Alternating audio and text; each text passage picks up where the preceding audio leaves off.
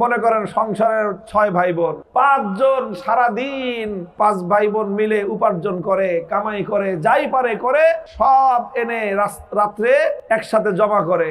আর এক ভাই আছে, সেই রাতের অন্ধকারে সারা দিনে 12 ঘন্টা 14 ঘন্টায় 5 জনে মিলে যা কামাইছে, একজনে রাতের অন্ধকারে 5 মিনিটে খাবলা মেরে সব চুরি করে নিয়ে যায়। বলেন এই সংসারে কোনোদিন সচ্ছলতা আসবে? এই সংসারে কোনোদিন হাসির মানে সুখের হাসি ফুটবে?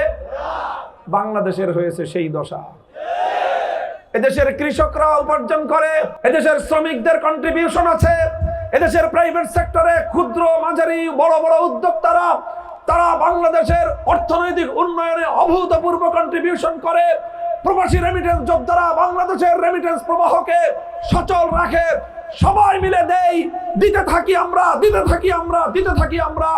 বছরের পর বছর চলে যায়, বাংলাদেশের ভাগ্যের পরিবর্তন হয় না। কারণ লুটেরা, দুর্নীতিবাদ, রাজনৈতিক আর আমলারা তারা লক্ষ লক্ষ কোটি টাকা পাচার করে বিদেশে বেগম পাড়া বানায়। এই হলো বাংলাদেশের অবস্থা। আর না হয় আরো 30 বছর আগেই বাংলাদেশ সিঙ্গাপুরের থেকে উন্নত রাষ্ট্র হওয়ার কথা।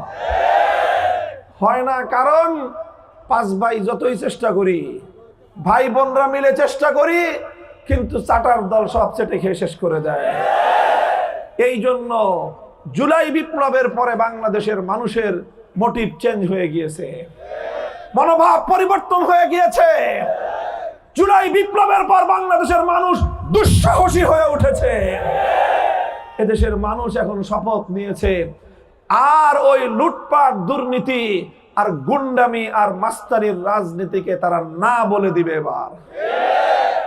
এই জন্যই আজ 11 দলের পক্ষে টেকনাফ থেকে তেতুলিয়া বাঁধ ভাঙ্গা জনতার স্রোত উঠেছে।